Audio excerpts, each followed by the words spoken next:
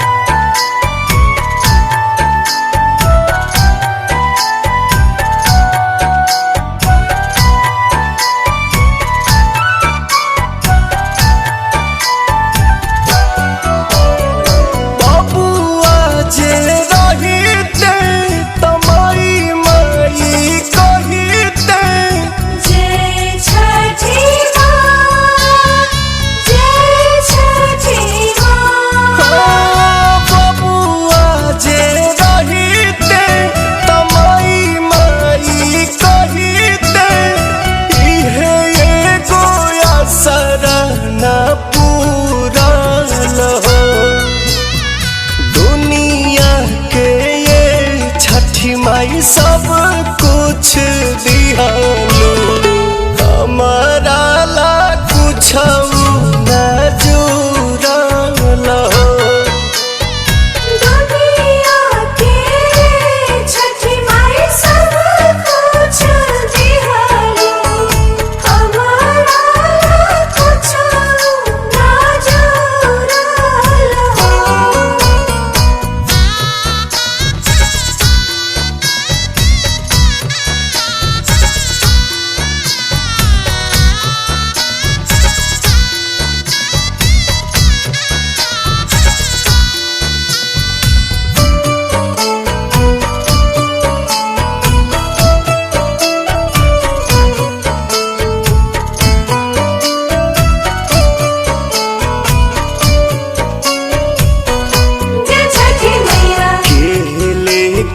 जाई हो माथ पदौरावा के करी पियारियो हार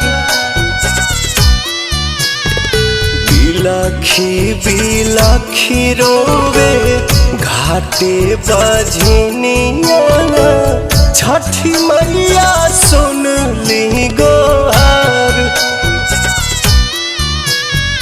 घाटे कोसी भरती आदित्य नाम धरती लागल सरवा के तुरल हो।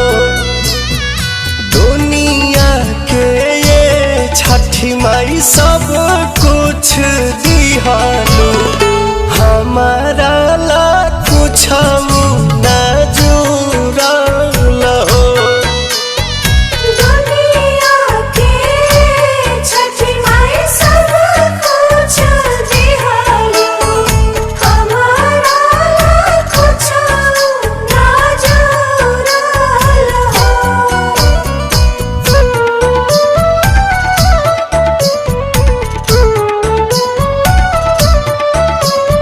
सुनी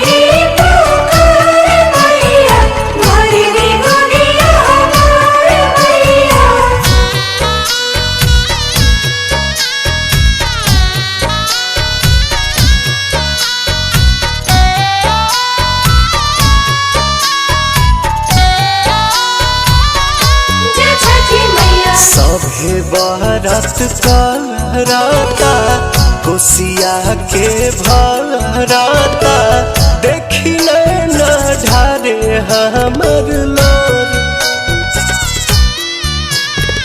हंसी हंसी दुनिया हो कहता बाझनिया हो सुनी मन पवन होला थोरी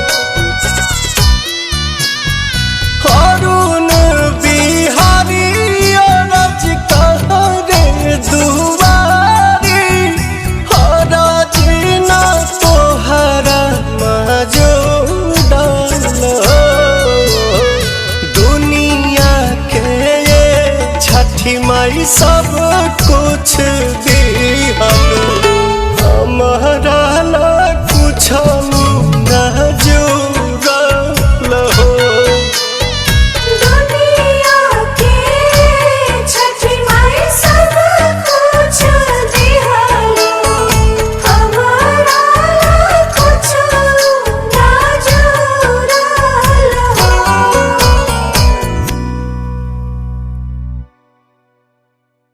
दुनिया के ये छठी माई सब कुछ